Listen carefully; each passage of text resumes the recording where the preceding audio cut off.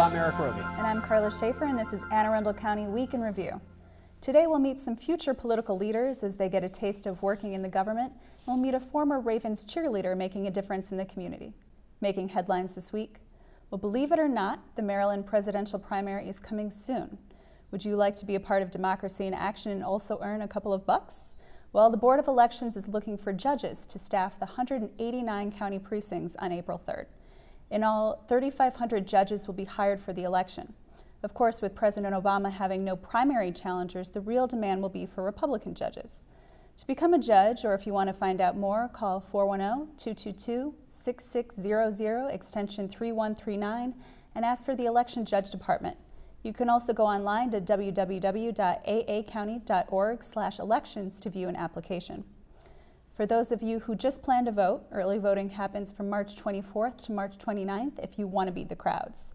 So let us try to convince you one more time to be a judge, though.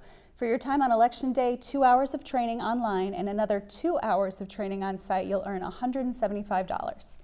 Anyone over the age of 17 who's registered to vote is qualified. Again, we need both Republicans and Democrats to serve. The polling sites are staffed with judges from both parties. Earlier this year, the community suffered a terrible loss when Kara Micciche, a 17-year-old high school student, was struck by a car and killed, leaving the Early Heights Carnival on a summer evening. The loss has sparked some positives, including an effort to improve pedestrian safety on busy Route 2, Ritchie Highway. On Monday, March 5th at 2:30 p.m., a sign dedicated to the teen will be posted at the new crosswalk and signals at the corner of Magathy Bridge Road and Route 2. County Executive Leopold and representatives from the Maryland State Highway Administration will be present at the ceremony with friends and family of Kara, as well as her boyfriend, Sean Snyder, who was seriously injured in the incident. Members of the public are welcome to attend the ceremony. For more information, call 410-222-1095. Well, this week the Arundel Center was packed with teenagers. In fact, in many ways, they took over the place. Student model government is back for another year, and our own Brenda Reiber gives us a look at how it works in our community spotlight. Brenda? Hi, I'm Brenda Reiber, and I'm here in the Arundel Center preparing for our student model government. It's an annual program that we hold for high school sophomores and juniors where they can come in and be the county executive, county council person, or one of the department directors for the day. Part of the program includes our orientation that we're doing today, where students learn about all of the different county agencies. In addition to that, they have an opportunity to have a mock council session that's going to be on the 19th, streaming live from the county council chambers, and they are going to debate 2 different topics. It's an excellent opportunity for students to learn more about county government, and it's a great item to put on their college transcripts. So please join us, and we are going to learn a little bit more about the Student Model Government Program. Back to you in the studio. Thanks, Brenda. Looks like we have a lot of future leaders in the program. Well, for those of us like Karla, of course, who does a lot of commuting in and around the Crofton area, there's some changes coming. Get ready to see some orange construction signs. The State Highway Administration will be repairing portions of Route 450 throughout early March, which means the road will be reduced to 1 lane, unfortunately. The stretch affected is between just east of Route 424 between Nob Hill and Heritage Hills Drive. Karla, are you sure they're fixing the road, or are they doing something with your driveway? No, they're not fixing my driveway. But that's good to know, though. You should know when I you're was actually commuting. planning on driving that way to the doctor's office tomorrow. Or so when maybe, you take Thor to the vet and Yes. to get puppy food, you got to know these things. It's always good to know what's going on in and around your area. Actually, what they're doing, folks, is they're going to be repairing some stormwater pipe to reduce the chance of standing water on flooded roadways during storms. The road will be shut down to 1 lane between 9 a.m. and 9 p.m., so drivers are being asked to allow for extra travel time, and always be patient out there. Drive carefully. Well, there's more Week in Review to come. Take a look at the community calendar for upcoming area events. Stay with us. We'll be right back.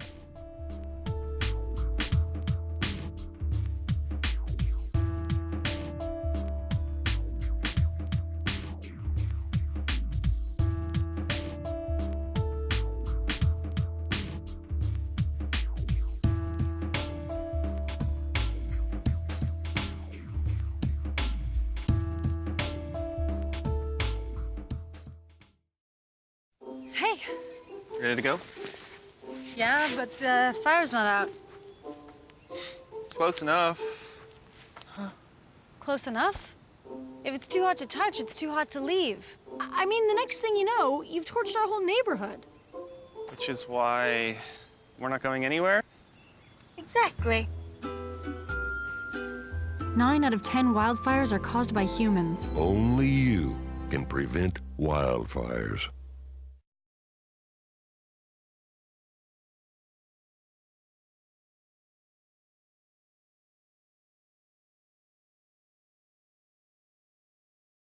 Welcome back. Well, 2 events that we left off the calendar, but we'll get them up there next week, of course, is the food drive that's coming up, the Harvest for the Hungry Healthy Food Drive that'll begin here in Anne Arundel County and all throughout the state of Maryland, beginning March 2nd and going through March 10th.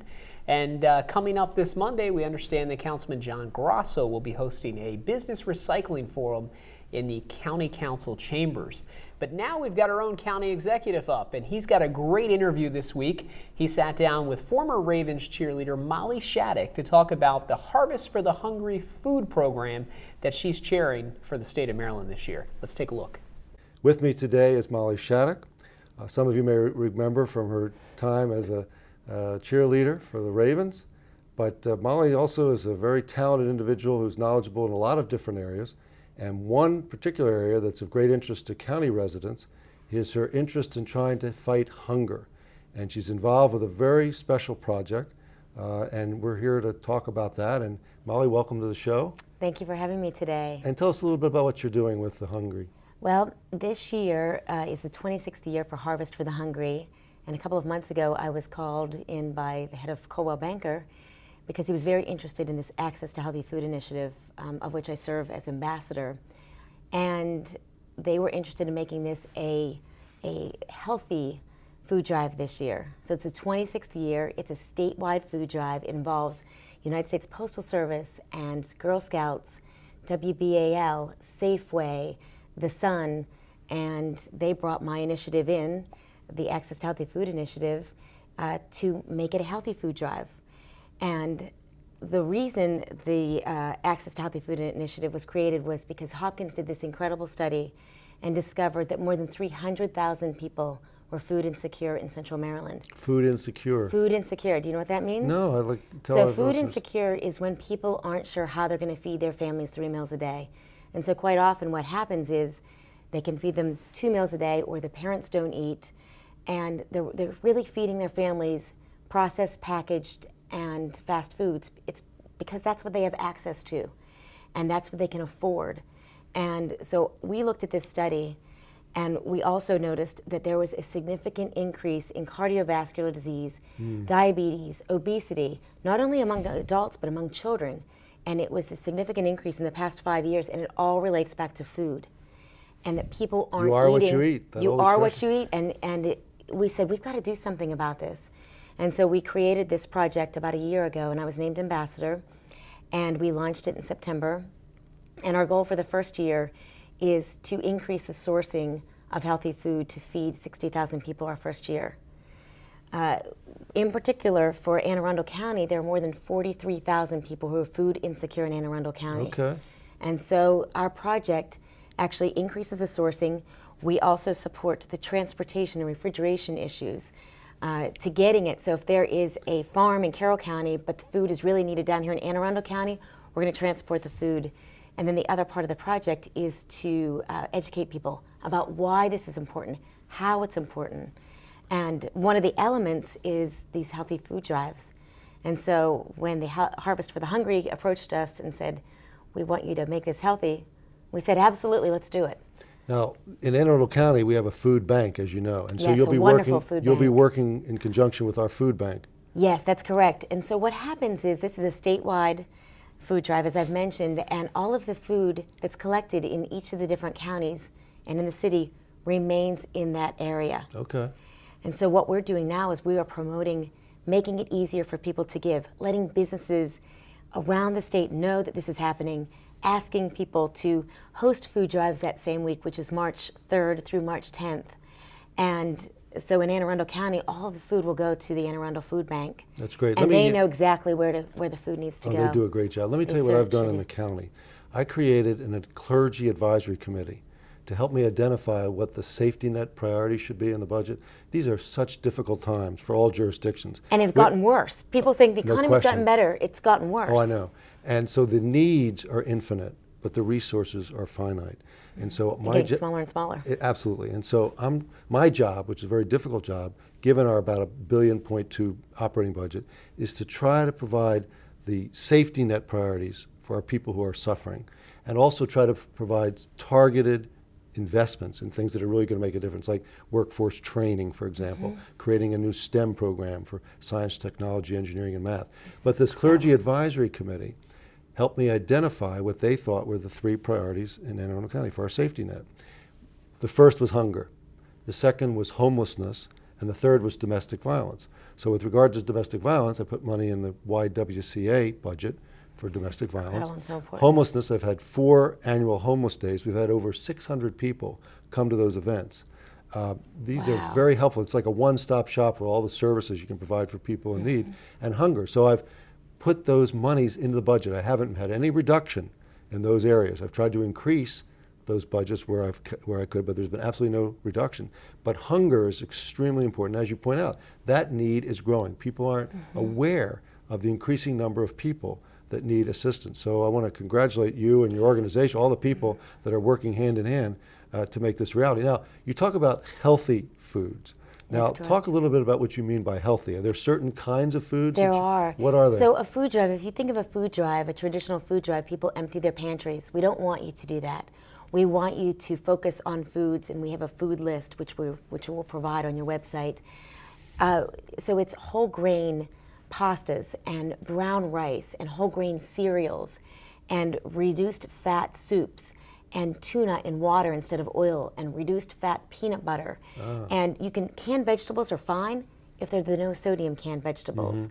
And so, and oatmeal and things that you'd want to feed your own family. And the one thing we've recognized in doing these healthy food drives, and this one of course is going to be the biggest one we do because it's statewide, is that it not only helps the people who are receiving the food, but it also helps the people buying it, because they are realizing, you know what, I have a choice here. I can feed my family healthier because there are choices available today. So, and as you say, there's nothing more basic than food. And so I congratulate and commend you for what you are doing in Anne Arundel County, because it's incredibly important. And when there are so many cuts, Let me the tell fact you, that you're making this a priority is, I want to hug you. Oh, thank you. We can do that off the air. No, Okay. let me tell you this. When I was a state senator in Hawaii in a different lifetime, I had a nutrition education program on television.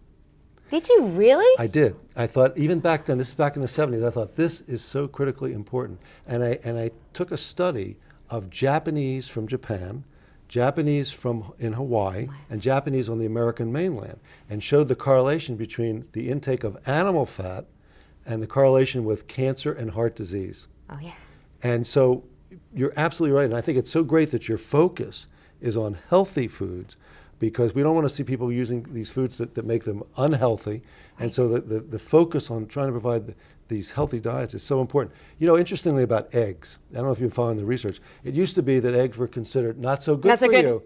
And now they say, well, no. The perfect food. Now it's a perfect food. So it's very interesting how the research comes up with different conclusions. I remember that great Woody Allen movie where he had people eating all these foods like cookies and ice cream, and saying this. They turned it around and said, "This is what's really good for you."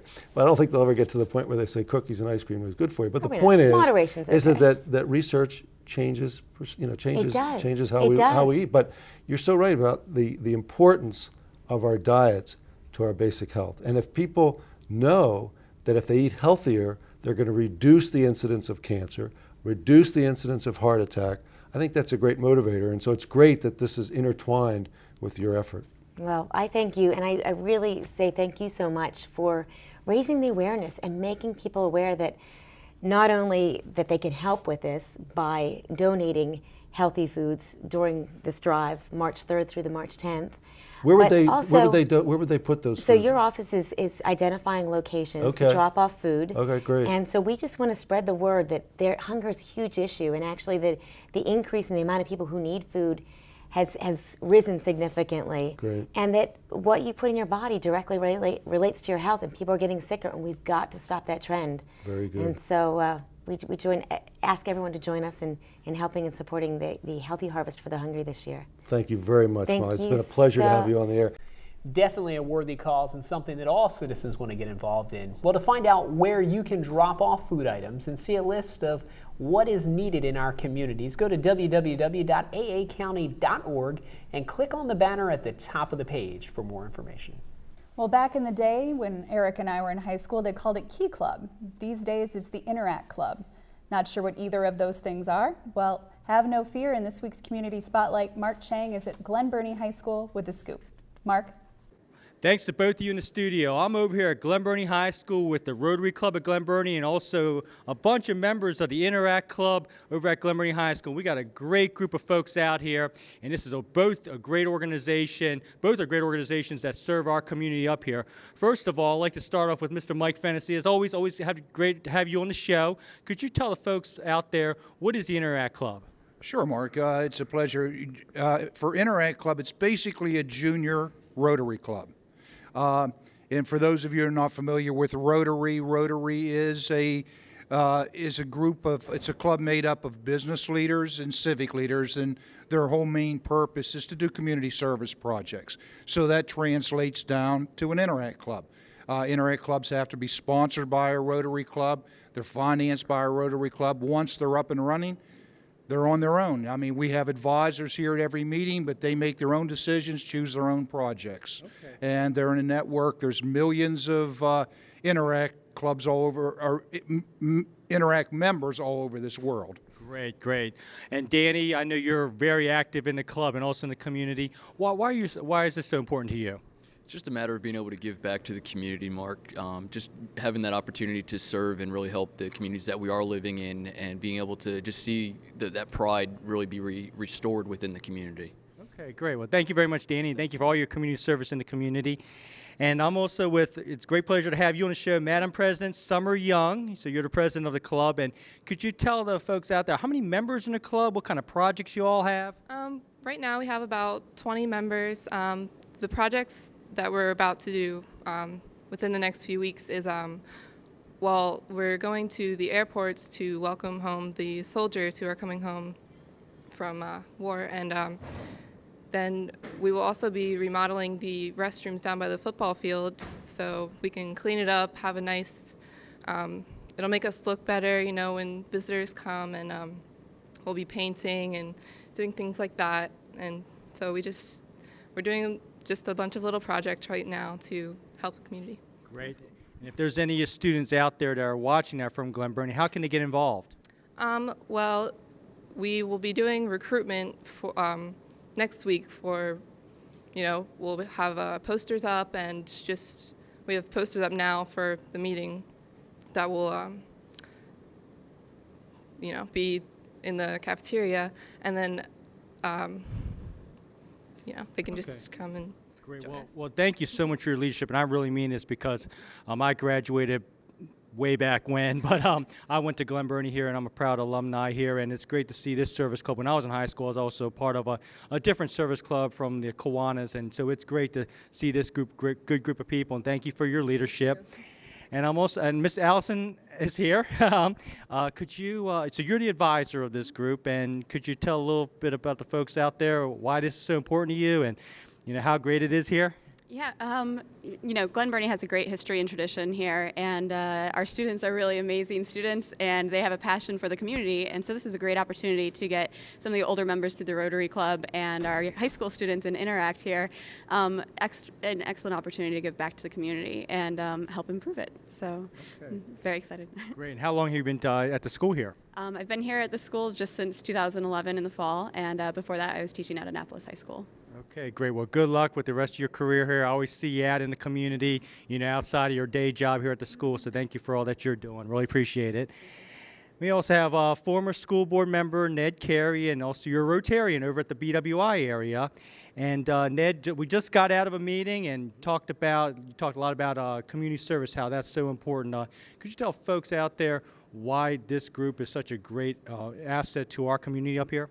Well, I think number one, when you look at the kind of projects that they're talking about doing, Rotary's all about service above self. So you see what these students are doing, and again, as Ms. Ellis said, Glen Burnie, the community has a great tradition. It's a great community, and these students are there to want to make it better. So we're here to talk to them about how to get involved, the kinds of things they can be involved in to make Glen Burnie just a better place to live.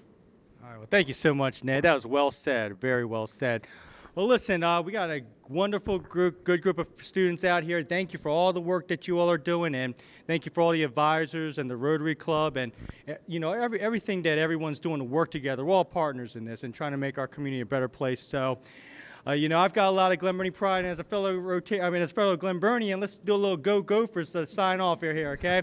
So, reporting from Glen Burnie High School for a weekend review. Go Gophers, right? Go Gophers. All right, yeah, all right. Back to you in the studio. Thanks, Mark.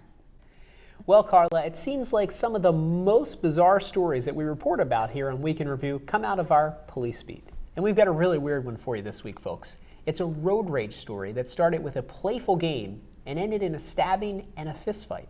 According to the Annapolis Capital, Jeff Furlow, his newlywed wife, and their 5 children decided it would be fun to jump out of their Ford Explorer, circle around it, and jump back into different seats. They did, and another motorist wasn't laughing.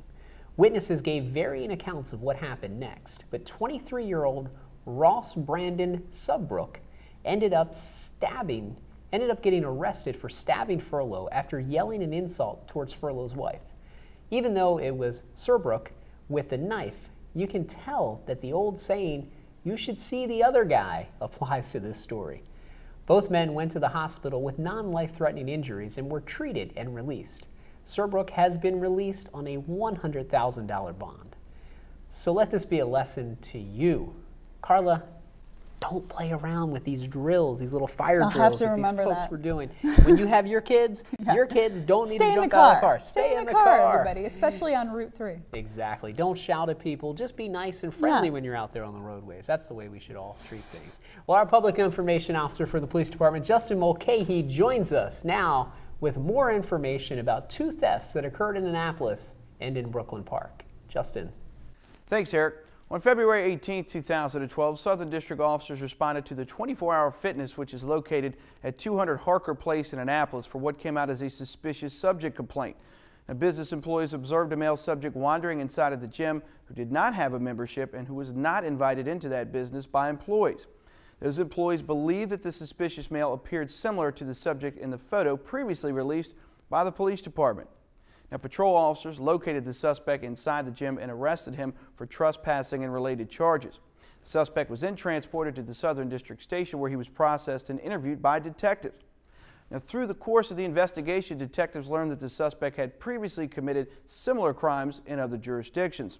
Detectives then obtained a search warrant for the suspect's belongings and recovered additional evidence that matched the surveillance footage during prior thefts committed by that suspect.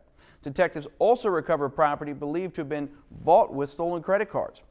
Now, at this time, the suspect has been linked to at least 5 thefts from that 24-Hour Fitness, and the investigation is continuing with other local jurisdictions. The suspect in this case is Roger Stephen Marcus, age 43, of 10 Hudson Street in Annapolis. The suspect has been charged with multiple counts of theft and related charges. From here, folks, we're going to move on to our second incident. That one took place on February 21st around 3:36 in the morning. And that's when officers from the Northern District responded to the 100 block of 2nd Avenue in Brooklyn Park for what came out as a report of a burglary. Once officers arrived in the vicinity, they spoke with the male victim, who reported that an unknown suspect entered his residence while he and his wife were sleeping in their upstairs bedroom in the early morning hours. The victim and his wife observed that their flat-screen TV was missing from the shelf located in their living room, along with evidence that someone gained access to their home. A short time later, responding officers observed a male subject walking on Marshall Road, hint, hint, with a television in his possession. The victim later identified the television as the one missing from their living room, and that suspect was arrested and charged accordingly. The suspect in this case is Larry Frank Cobb III, age 19, of 911 East Patapsco Avenue in Baltimore, Maryland. Now, as always, folks, if you have any information on the crimes or suspects we mentioned on the show, don't hesitate to call, email, or text your tip to Metro Crime Stoppers hotline. That number is available 24 hours a day, toll-free at 1-866-7-LOCK-UP. Or you can text message MCS plus your message to crimes at 274-637. Your third option, visit the website at www.metrocrimestoppers.net. Remember, as always, phone calls are not recorded and callers remain anonymous. You might be eligible for a cash reward of up to $2,000. Back to you, Eric. Thanks, Justin. The good news is that no one was hurt in either of these incidences. Well, you'd never know it was winter with all the great weather we've been having. It makes you want to get out of the office and start looking to the pool. This week, Mary Felter stopped by the Arundel Swim Center to bring us information about upcoming swim programs that cater not only to the general public, but also seniors and people with disabilities. Mary? Thanks, Karla. Today I'm at the Arundel Olympic Swim Center right here in Annapolis, and I'm going to be talking with Wendy Scarborough, who's a recreation supervisor with the Department of Recs and Parks. Wendy and I are both ex officio members of the Commission on Disability Issues for the county, which is encouraging the public to learn about the adaptive programs that are available for those with disabilities. And I've asked Wendy to come and talk about those programs today. Welcome to Week in Review.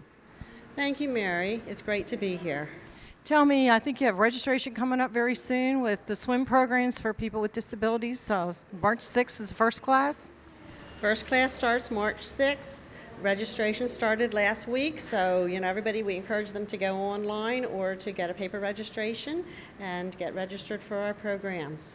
I understand that majority of them are going to be up at the Ruth Eason special pool that they have up there in Millersville. We have been very blessed to be partnering with the Board of Education to be able to offer our swim programs at Ruth Eason. It's a hyperheated pool. It has easy access for those youth and adults with disability. It is also very friendly for the fact that you can wear swim diapers in that pool. That's the only pool in the county where the youth do not have to be toilet trained in order to attend the program. We do ask that they don't have any illness when they come into the pool, but we do have the programs there for those youth with more disabilities. And you're starting with about age 5 or 6. What is that? We have our beginner program, which is for the parents and the youth. It says age 5, but we do, by instructor permission, go down as low as 3 and 4. We have parents who call us and say they have a pool in their backyard. They have a child with a disability who has no fear. So what we do is then we bring them in with the parent, and we work with the parent and the child in that program. Those programs are on Tuesday evening. We also have on Tuesday evening, we have our Challenged Adult program, which is right now it's a lot of gentlemen that come from our group homes. They come in and they just have a great time in the pool. They do learn some safety around the water, but a lot of it is just getting them out and getting them active and keeping them healthy. And what are you offering up at the North County Aquatic Center? On Wednesday evenings up at the North the North County Aquatic Center, we are offering an advanced strokes program. These are some of the youth who have gone through our other programs and are now ready to move on. They are able to acclimate to the cold water as well as the loud sounds that are in the pool. They are all toilet trained. We have about 6 youth that go up and they work with the instructors up there on some strokes and learning how to swim, and it's just a great program. On Thursday evenings then back at Ruth Eason, we are offering programming for the next level down, the beginner swimmer. And they come into the pool and they learn, and if they advance then we'll move them up to the North Arundel Aquatic Center. We also have a new program that we're offering to those adults who may have arthritis, may have back pain, may have some more issues physically, to come into the warm water pool and work with the instructors on stretching, on just getting themselves loosened up. We're also so excited this season. One of the reasons we're here at the Olympic Swim Center is they are starting an adaptive swim program here for those youth who are a little bit more advanced, who can handle the cold water and the loud sounds. They do have to be toilet trained, but we encourage the parents to take a look at the program guide, to look at the information, to give a call here to the swim center to make sure that their youth is appropriate for that program. They're also welcome to call me, and I will be able to help them get into the proper program. I am at 410-222-7313. And if someone wants to get the program guides, I know I've seen them at libraries and a few other places, and I imagine you have them at your headquarters also? We have plenty of them at the headquarters. We are currently getting them out to all the schools and the libraries. We are also putting them out to doctors' offices and a lot of the other government buildings that are around. It is also online.